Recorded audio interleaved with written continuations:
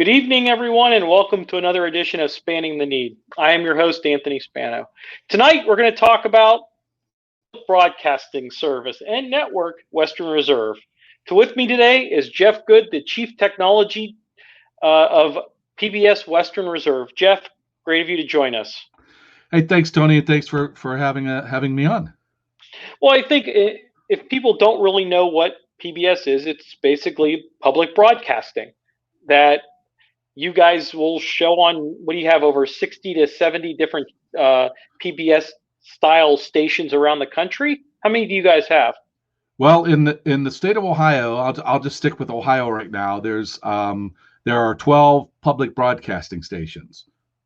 Okay, and so we thought that would be good to educate our viewers on PBS Western Reserve, which basically covers most of Eastern Ohio, from probably Akron to Youngstown, Ohio, and almost to Cleveland, and down to almost the Ohio River. Does that about make sense, Jeff?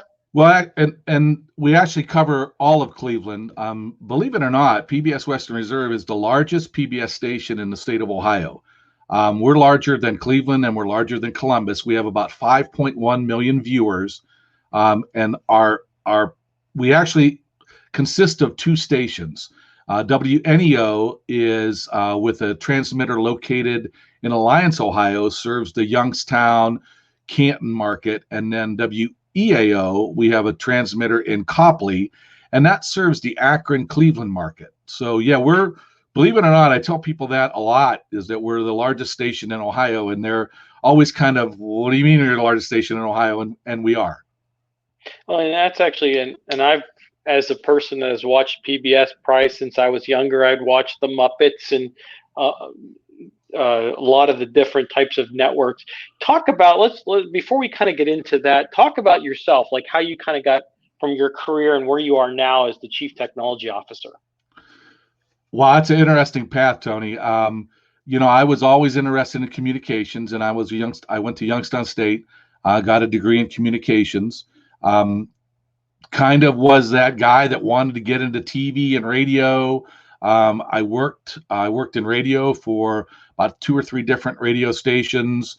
I then got into news production, and I was a news producer at WFMJ for a couple years.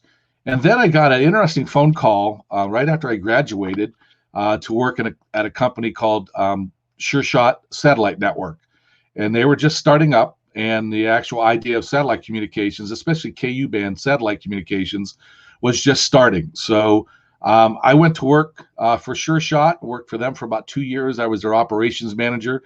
One of the interesting things I got involved with when I was at Sure Shot is that we would do a lot of work with in the education field. And so I thought, well, what a great, distance learning, and what a great field to get into. And I come from an education background. My dad was a county board member forever, and my mother was a school secretary, and my sister is retired and back to working again, teacher. And so that was my foray into education. And so I just kind of stayed with that. I got a job at Youngstown State, and I worked in the media center, but I also one of the things I really enjoyed at Youngstown State was working with faculty, integrating technology. So I did that for about 7 years and moved on from there and went into worked for the Trumbull County Educational Service Center and helped develop a distance learning network for Trumbull County. And it included about 8 remote sites. And very simplistically, what it was is there were school districts that were offering Latin, but not every school district was offering Latin. So what we did is we worked together, team. We built these networks, and we basically a teacher in Howland was teaching Latin to students in Champion and other districts. Warren, I think, was another district that we had. So I was with Trumbull County ESC for 4 or 5 years, and got a call out of the blue for a county school system in Michigan that was doing a similar distance learning network. Then they had been following what we were doing. So I uprooted my family. And I'm a Youngstown guy. My wife's a Youngstown, a Boardman girl, and we uprooted the family and we went to Michigan for 5 years, and it was the best thing we ever did. And then had an opportunity to come back to the area. My wife, of all things, got her degree in human resources, and she came back to the area. And so I got the kids and got the house sold in Michigan, and we moved back to the area. And I was very fortunate, not very long after I moved back, that an opportunity opened up at what it would have been then PBS 45 and 49 for a director of education. And I've been there going on 15 years now. And how time flies. When we first met, she's at least 10 years ago. I mean, it's leadership Mahoney Valley, best class ever. As Stacy would love to drill it into our heads. Yes. And actually, PBS has changed over the years. Your mission has pretty much been the same, but you guys have kind of moved to a very different programming scheme in a broader scope of what you put on your channels. Well, I mean, a lot of that, Tony, had to do with the migration from analog to the digital world. You know, back when we were an analog station, we broadcast on channel 45 and channel 49, and that was the main, you know, what we call the .1 channel, the main programming service. Then when that migration occurred into the digital world, what it did, you know, and you all know now, when you turn on different stations, you're now, if you're watching it on an antenna, you're going to see, you know, a 45.1, you're going to see a 45.2, you see a 45.3. So what it did was the digital world allowed us to take and look at what other offerings we could offer out to the community. So our .1 channel is our main PBS program feed. Our .2 channel is called Regional Fusion, which is a combination of classic arts. Some of the programs that we offer on our .1 channel, we also offer those on our .2. We've added, I want to make sure we're still, I'm trying to think, the MHZ Worldview is still, I think, part of our schedule. And we just added a Native American TV, and that's our .4 channel. So we've got it, you know, we really look and we try to identify, and my role isn't so much in that. My CEO and our programmer, they sit down, kind of look at what we have to offer and what our audience would like, and then kind of develop those schedules based on that. Well, and I think what's nice is, and if anyone, I mean, I had an antenna. I always would I still get on 41, 45.1, 45.2, and I love some of the programming about the history, presidents, and some other things about certain areas in the world that you would never get unless you maybe watch the History Channel, or maybe you don't have access to that. But now with PBS now being on smart TVs and everything, how has the change been from kind of normal TV watching, your normal 45, 45.1, 45.2, to now you have an app where you can watch it pretty much anywhere on your smartphone or digital? How has that changed your kind of notion on what you program?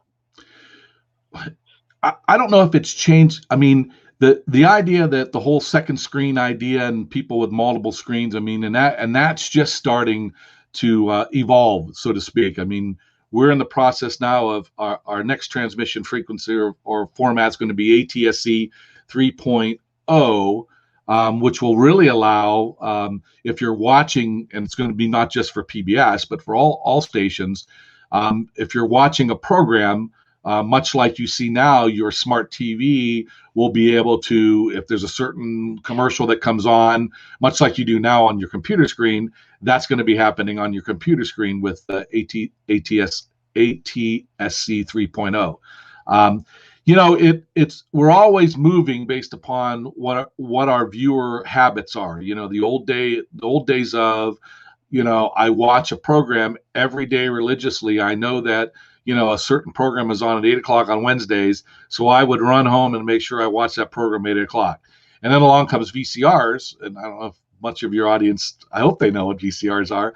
I know what a VCR is. Okay, good. That changed the whole scope of things because people went away from this appointment viewing, and then the VCR really allowed you to be your own programming. And then it has evolved from that.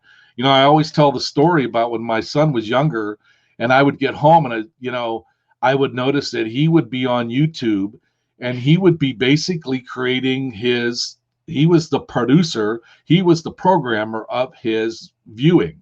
And so he would watch, and he would watch it whenever he wanted to watch it. If he wanted to watch it at 11 o'clock at night, he watched it at 11 o'clock at night.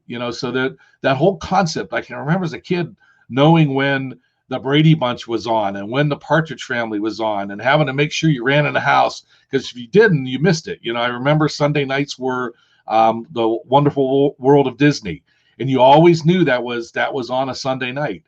That is all gone now. So what you've got to do, as a program provider, is recognize that what separates PBS Western Reserve from when you go out is this localized. We can really focus on what the programming that we offer, the programming that we produce, to be more localized for our viewers, and that's really what separates.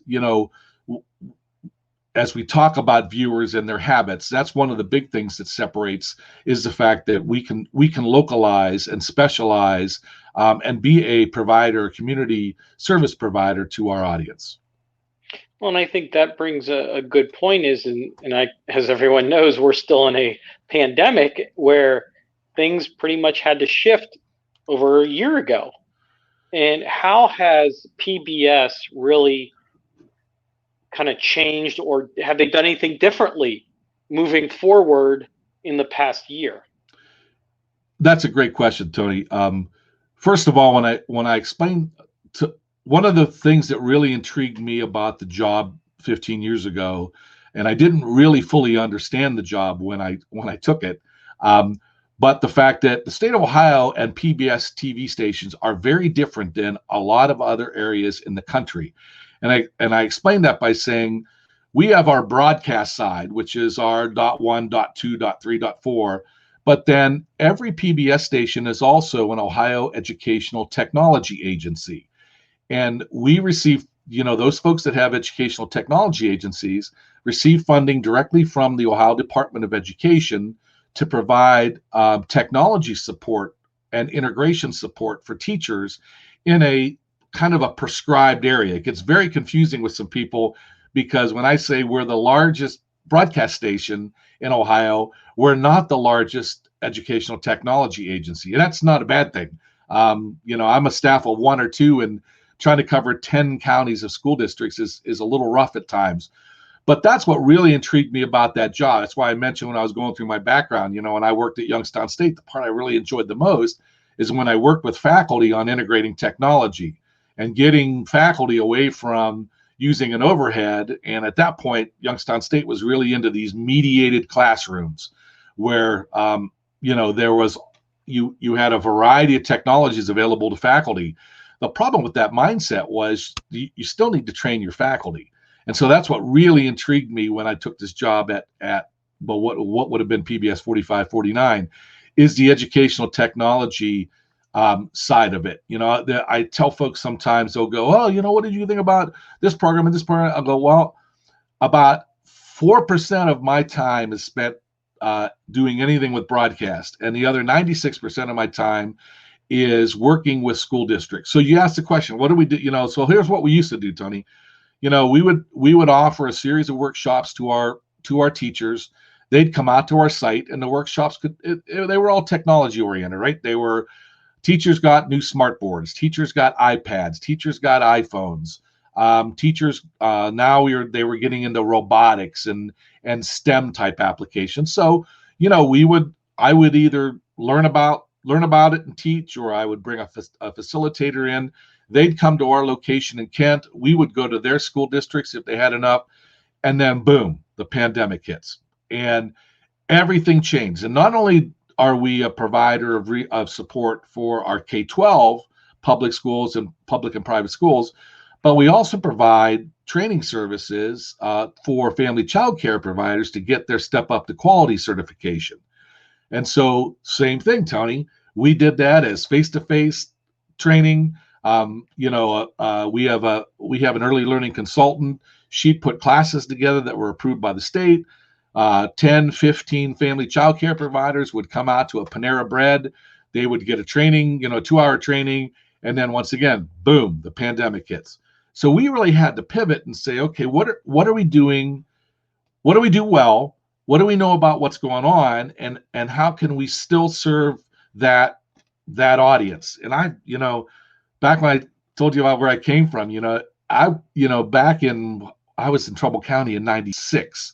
So in 1996, I was doing a distance learning network, and I was teaching teachers how to look at a camera and how to make different things come up on the screen. That was 1996. All of a sudden now it's 2020, and I have to rethink all those things back again, because what was old was new again. My son made that comment to me when I was like 2 months into this, going, I just don't know what. And he's going, Dad, this is what you did. All you got to do is revisit it. So that's really what we've done. We've really, from our early learning, we've pivoted and we've said, what can we provide to our early learning? And we do that all now through Zoom events, and family child care providers get connected. I act as the facilitator. Our early learning consultant still does the training. But the negative you run into, and you realize it too, and everyone has realized it lately, when you're over zoomed, is you start to lack that interactivity. And so one of the roles I play is taking those trainings and making them more interactive. So we do things like Kahoot games. I don't know if you're familiar with Kahoot, but it's a cool little online program where you can put together little quizzes and tests and game show type things that keep people interactive, I guess, and interested. And we kind of done the same thing with our teachers. We now are offering more virtual, well, basically all virtual classes and or self-paced online courses. So we begin to identify with our teachers, what are the new things, and what basically the biggest new things that we had back when it started was this whole idea of a lot of teachers, they went to school one day and the next day they had to be remote teachers. And from your podcasting experience, it's a whole different world to be a remote instructor, a remote presenter. So we really had to develop courses that would support those teachers. Up on the screen, it talks about what we knew. We knew back about a year ago at this time that schools are going to be moving to remote learning, and teachers did a great job. I can't say enough about the work that teachers did during that time. They were so creative, but they still needed that support. They also needed trusted resources. So, like you said earlier, Tony, what do you do when you're working with PBS? Well, PBS has a great free resource to our teachers called PBS Learning Media. And it's just chock full of a lot of the materials that either were on the air or developed by other PBS stations that have all been vetted, that work very closely with a lot of our teachers. We're using Google Classroom or other learning management systems, integrates very well with that. So I would spend a lot of time now training teachers on, here's PBS Learning Media. If you're doing if this week you're covering citizenship, here are the resources. So we started, I don't know why I did it this way, but I was doing a daily email newsletter blast to about, I sent it out to 5,400 teachers, and I would do that every day about new resources related to history, related to science, all related to PBS Learning Media or other items. So that's kind of what we did as this all happened. But we keep doing that because we recognize the fact that it's not going to change. I mean, I think what people realize is there is a value to remote learning. There is a value to Zoom, the Zoom calls and that Zoom interaction. And so I'm really going to see more and more that this isn't going to go away. People are going to find different ways to use this under circumstances, not under circumstances of duress, for lack of a better term.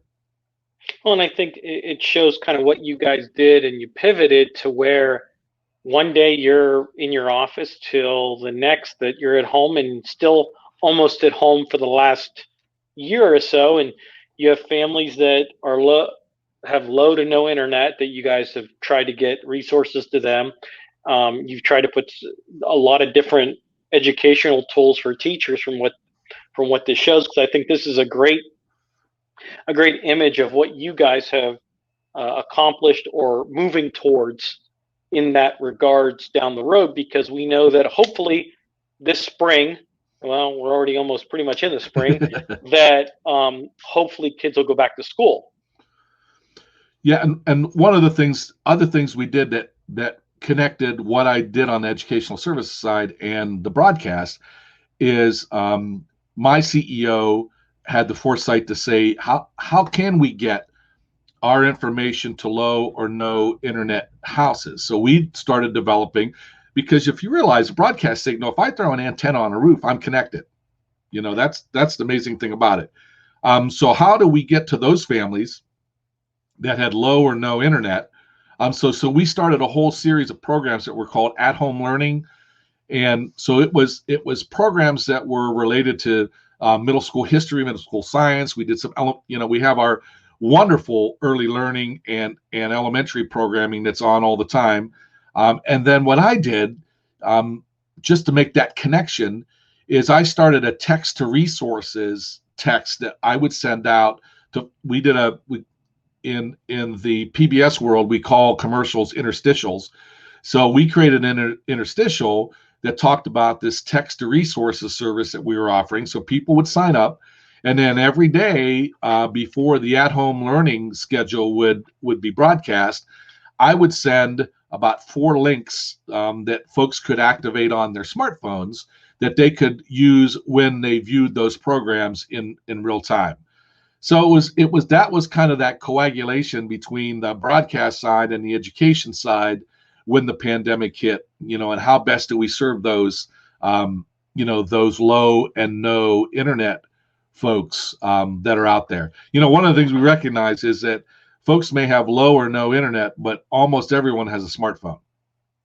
Yeah, and that's that's a good point. I think it's but I will say this: it's hard to do homework on an iPhone or a handheld device, and I think that was what we were getting into, and where students are getting behind. So it's good to hear that PBS was kind of taking that next step forward to kind of help these kids. Now, we all talk about you're a one-man band, as we like to say, and resources are probably frantically very thin. And you mentioned a little bit earlier about the Department of Education from the state of Ohio giving some sort of funding for specific projects. How is PBS funded in other realms? So kind of give an overview of kind of what funds, donations, what do you guys get? Because I think a lot of people are misconstrued on where funding may come.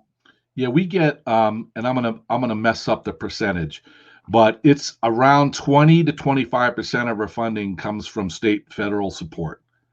The rest of it all comes from foundation support and viewers like you.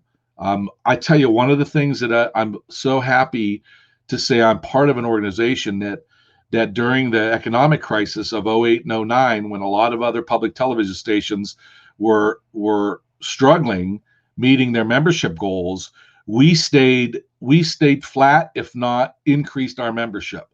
During COVID, a lot of stations, same thing again. They were worried about the membership, and we have we have about, I think we send a newsletter out or our alternative, which is our program guide. We send that out to about 14,000 members, and I tell you, I can't. I talk about being so proud of teachers. I can be almost as proud, if not more proud, of our members that stepped up and said, I'm home now. This is a valuable resource, and so that I want to keep supporting that. And so that's where I'm really proud to be part of an organization. And I'm not sure what we always, the worry you have is you never want to let that state and federal support be more than 50%, because if something goes awry, I can tell you when I started, the state support for the educational services side of the shop that I supervise was twice as much as what it is right now. And so you just learn to work around that. when the pandemic hit and all of the different entities in the state were being told to expect a 10 to 20% decrease, the thing I really appreciated from the state was, the Department of Education recognized that myself and the other ed tech agencies in the state all stepped up during remote learning time, came up with a bunch of resources, pivoted and did all these different things. And we were one of the few agencies that were funded, via ODE that did not get a cut. And so I was very happy about that, because that way we could at least keep doing what we were doing. Well, I mean, 20% is not very much. I mean, between servicing a lot of members, number one, and members are just in general your service area is part of your service area. So to get 80%, that's pretty good. And I think what helps is the programming that you guys have to offer. I think that is one big momentum that brings people back. I know for me it does, because I'm used to watching a lot of different programs on PBS. And one thing that we've been talking, and there's this picture in the background. I don't know if it's a chalk thing. You got the Muppets. You got the gentleman that just passed away that does all the paintings. Bob Ross, yeah, and then you have the guy that went. So I got married a couple of years ago, and I would watch the gentleman that used to travel to Europe. Probably Rick Steves. I would guess you probably were a big Rick Steves fan. Yes, a Rick Steves fan. I was trying to remember the name. I had the last name, and we watched it because we went to Italy and Dublin. Those were where we went. And we watched those shows, and we found them on YouTube and everything. And talk about that? I mean, that's a pretty interesting. What else is back there? Well, and I'll do a shout out right before we all went home. Right before the pandemic hit, we had a kind of a multi-purpose room that we had in place, and we decided to paint one of the walls with chalk paint. And the whole idea was it was a place for folks, and keep in mind, as I said, we're the largest station and 5.1 million viewers. We only have 14 full-time staff members. So it's really an interesting when you see some of the larger stations and the amount of staff they have, but that's a whole other story. So, for our area, we have a little multi-purpose room. Folks can do if they want to do morning yoga, there was a ping pong table. Well, here we've got this chalkboard wall. So I reached out to a company out of Lisbon called Rat Creative. And they're very, if you've gone to Birdfish Brewing at all, if you've been to Sundog Winery and Cidery, they do all kinds of artwork for all of those, whether it's t-shirts. They do a lot of the labels for Birdfish Brewing.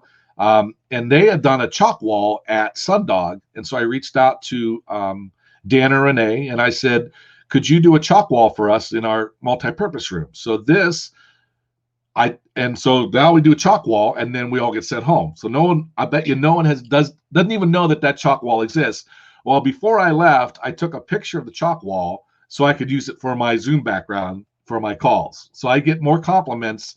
But once again, Dan and Renee at Rat Creative, they really, really showed what we are. And this is, I think there's a little bit more on each side that I didn't get in the full picture. Everything from Big Bird to Mr. Rogers, to our Happy Little Trees guy. And there's even more on both sides, PBS Kids logo.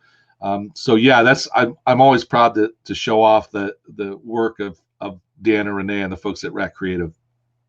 I actually enjoy it because there's a lot of stuff that I've used to watch, the Muppets, Mr. Rogers, Ross, and just some different ones. Is what seems to be the kind of the anchor of PBS when it comes to programming?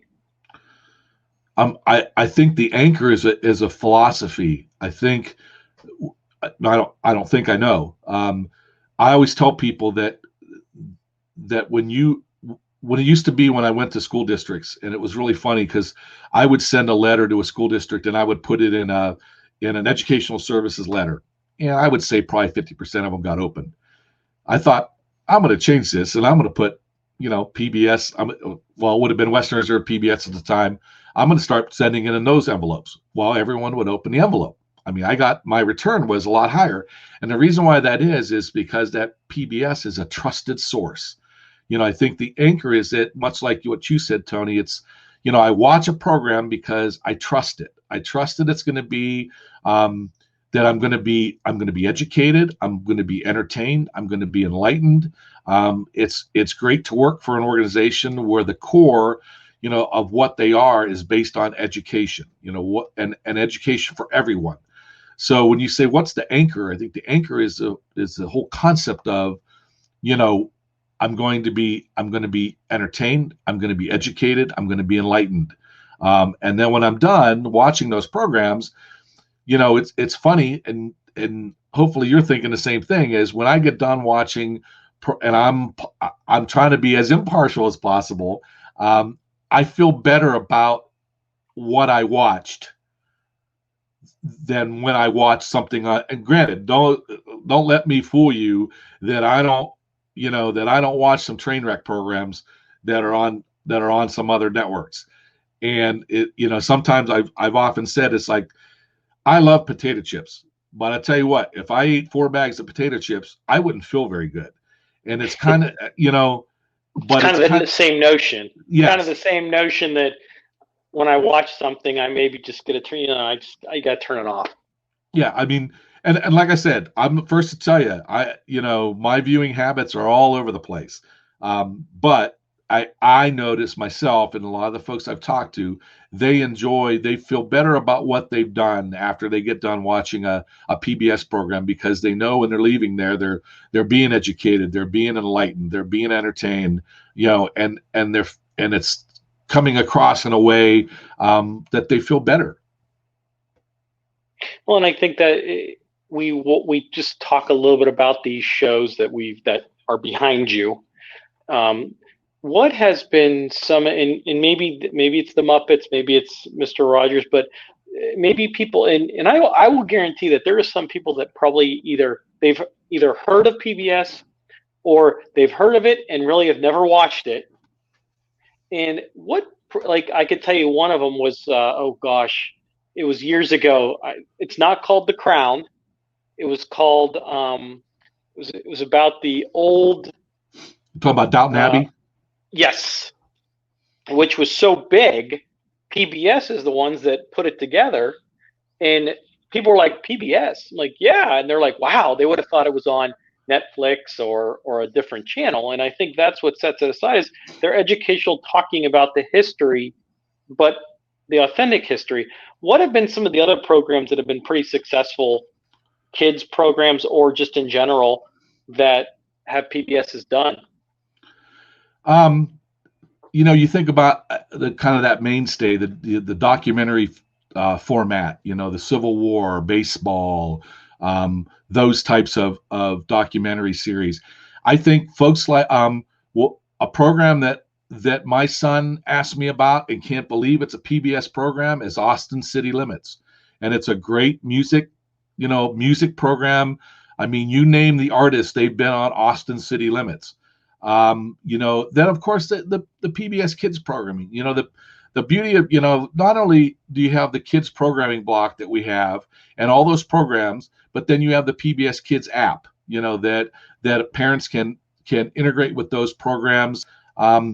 So yeah, there's just, This Old House, that I think you think about. Watched it. You think about the beginnings of when This Old House came out. There wasn't a lot of other, there weren't a lot of other programs like that. Now, I mean, I can find out about a Maine cabin, I can find out about beachfront renovations. I can find out about, but This Whole House really started it all, where you watched it, Norm was on there, and you learn what it takes to put a new VAC system in an 1820 house, you know what I mean? And so those are the types of programs, and I think more and more that's what, it's always looking at that audience and kind of setting that trend. Ken Burns was, I think Ken Burns could do history of a pencil, and I think people would watch it because he makes it so interesting. Well, it's funny you talk about some of these programs that you look at the travel, Rick Stevens, and you look at like the Mr. Rogers, some of these that were, people were like, why are you doing this? And now shows mimic those 20 years, 30 years later. And it shows how PBS has kind of started this trend. And now they're at the cutting edge. And we talk about the different programs and some of the other areas, documentaries that we just mentioned. And I think it shows kind of how you guys have progressed over the years ahead of everyone else. No, and I agree. I think we've got a lot of room to improve, and I don't say that in a negative way. I think if the minute you think that you don't have any room to improve, you're actually at your worst point. We're trying to do a better job of localized programming. So we did a documentary on East Liverpool, and of course the tie into that was Michael Stanley, who just recently passed away, added music to that documentary. So if you not had an opportunity to see the East Liverpool documentary, it's a great resource. We also work very closely with independent producers. Just recently did a Marion Motley, and if you're a Cleveland Browns fan, you may know Marion Motley, but you didn't really know the whole history of Marion Motley. And that program has come out and was out in February, and you'll see it smattered throughout our schedule. The Black College Hall of Fame and its connection with pro football. So there's a lot of different programs. We're doing a better job of making that connection. And it just takes work. It takes you just have to be diligent with your audience. Well, and I think Northeast Ohio has so much to offer and has such a history, from Cleveland to Akron to down to the Ohio River in Youngstown, steel mills and Standard Oil. If no one realized that, I love that documentary that talked about Standard Oil, J.P. Morgan, and the tycoons, they called them. And it just talks about the history, which that is a phenomenal documentary. Talks about how they made their money, how they fought with each other, and just in general. And I think what helps is the opportunity to do more of that, and the educational tool as well. No, and I agree, Tony. And and we're always trying to find a way to take what we do as a program and add, what can we do to add additional. We're learning as we go. What additional resources can we provide to our school districts related to Marion Motley or related to Standard Oil or related to, we would get funding back in the day. We would also get funding through ODE to develop, and we still get it now. And I say it, we get it out differently. We would create multimedia projects, and the multimedia projects, they're fun. But we would broadcast those back in the day, back in the VCR days. We would broadcast instructional TV programming that would run from 4 a.m. until 7 a.m, and the local schools would record those. They would get the schedule, and then if a teacher wanted, a certain program, they could run that in their room. Well, then the internet comes along, and heck, I can put that right on the internet, and it's streaming. But we've got some wonderful resources that don't make broadcast. But the science of baseball, and we just recently wrapped up and won a national award for our project that relates to the new computer science standards and what teachers are doing across the state to address, in the early grades. So this literally is from kindergarten to 8th grade, how they're integrating these computer science standards in their classroom. But those are the programs, when you find them, you're going to find them online. They're not broadcast. So it's that, while we're producing it, I think you would ask a question earlier about how we're addressing, and it's funny, we've got our with these multimedia projects, they were designed for broadcast, but they were designed as educational resources. Now these projects are designed for educational resources under the platform of the internet. Because now in a streaming platform. Well, even if you put it on TV, you could still put it on streaming. You could still put it on the streaming. You can also still put it on the internet, so people can watch it several times. And I think it shows the generational gap, the generational advancement that we've had in the last year alone because of the pandemic. Oh, I agree. You try to. it was horrible. This last year has been horrible, but there are bright spots that occur, and I think, the bright spots are that I think a lot of folks are looking at things differently, and they were forced to look at things differently. It's the same way with our organization. What we recognized was, hey, we've got folks out there that have a story to tell. So we're now working on a project where we're developing community training, community resources to help folks tell their story through podcasting, through streaming webinar applications such as what you're doing right here, Tony. So we looked at it and said, boy, what came out of this was people's need to tell their story, and they want to tell their story. So, that's just another thing that we're working on right now that we hope we'll be talking to the community very soon about.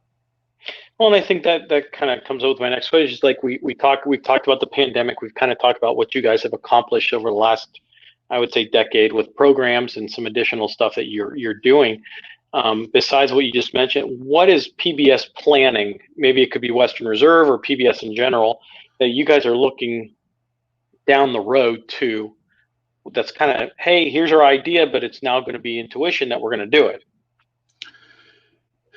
There are so many different things that are occurring in the different platforms that are, and I'm trying to answer this question, but almost like without an answer. This isn't political, Jeff. No, come on, this is how politicians do it. There are just so many different elements that are going on.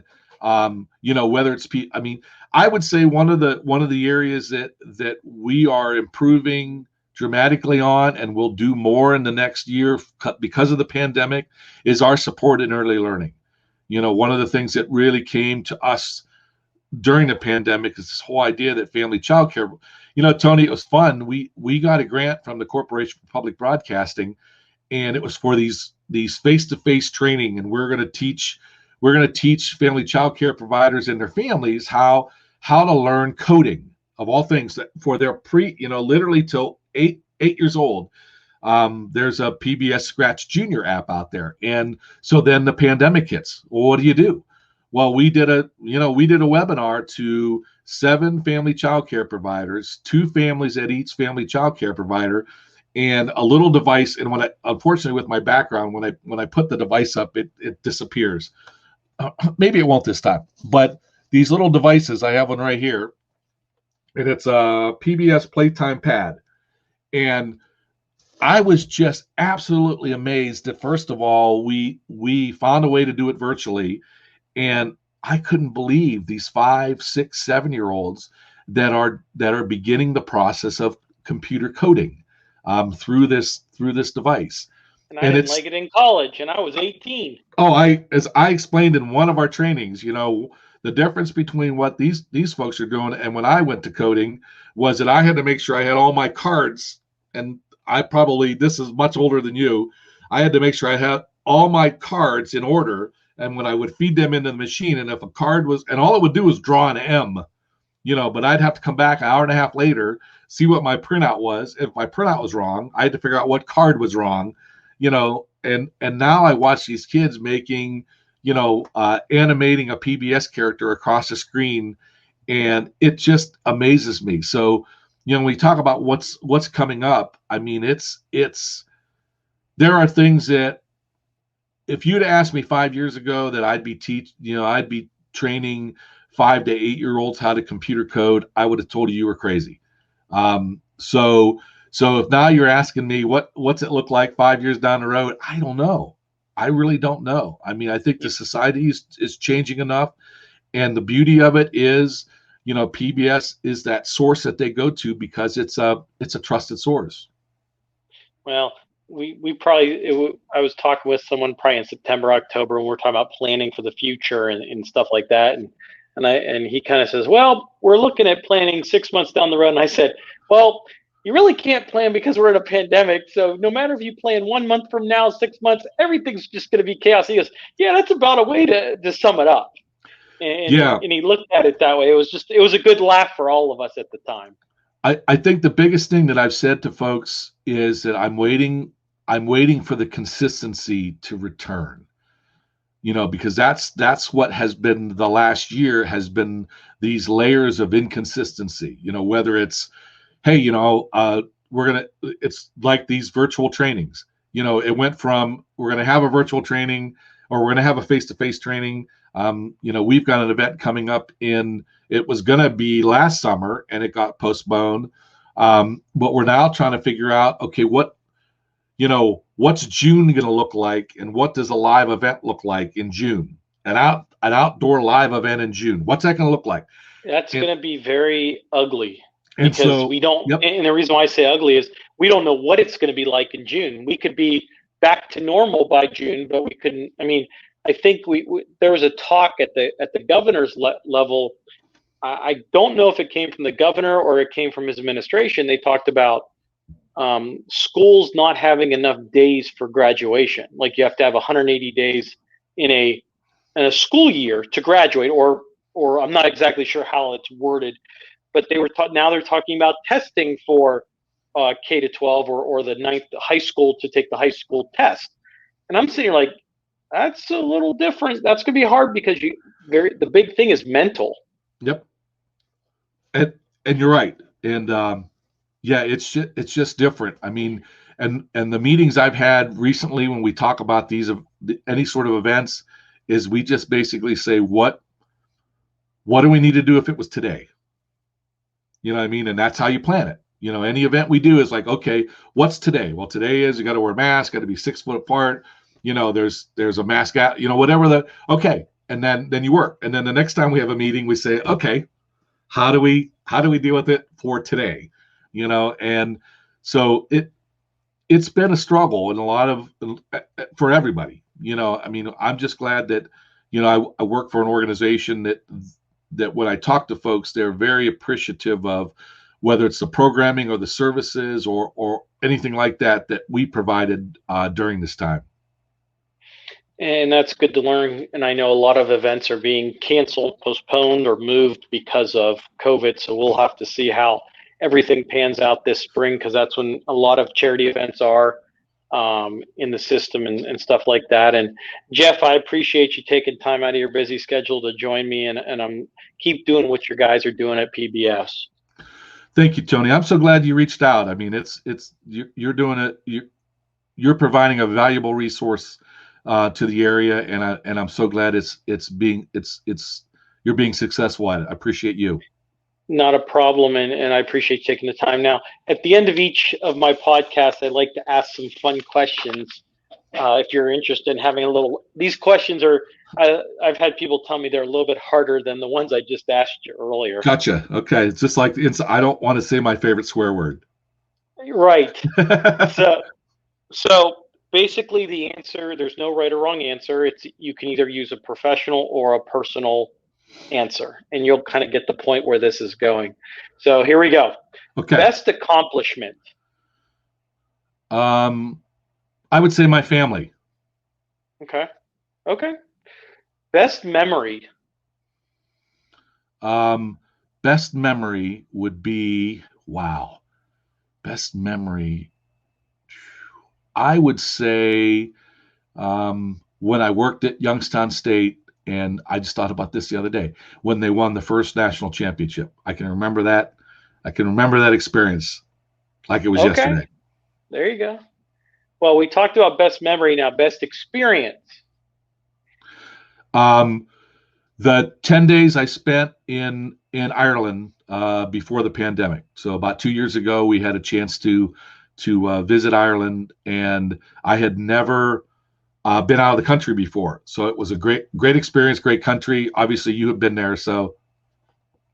Yeah, we went to Ireland. So for our honeymoon, we did 4 or 5 days in Dublin and 4 or 5 days in Italy. So we did Dublin, Venice, Rome, but our home base was in Dublin, and we took day excursions to Barney Castle and then up to Belfast, and it was easier that way. We didn't have to lug our stuff everywhere. It was a good time.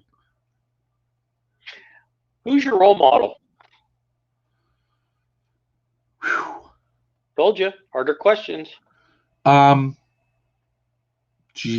model.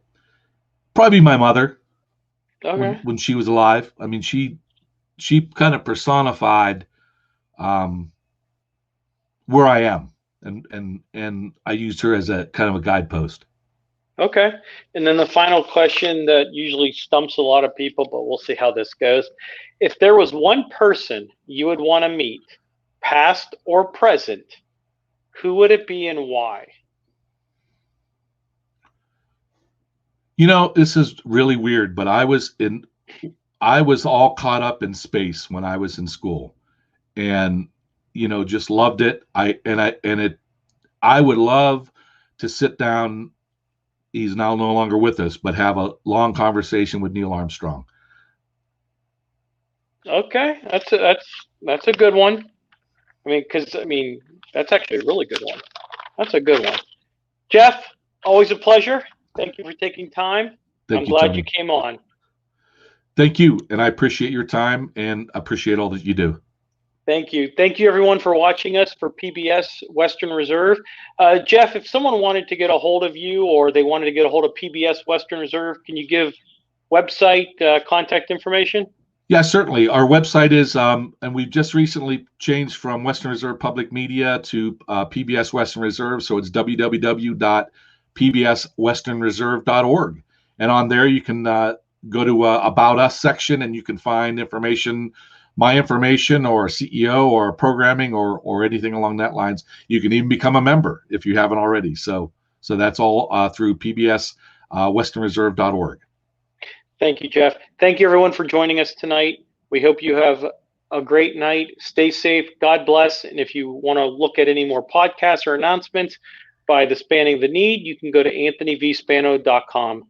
Thank you very much. Stay safe and God bless, everyone. Good night.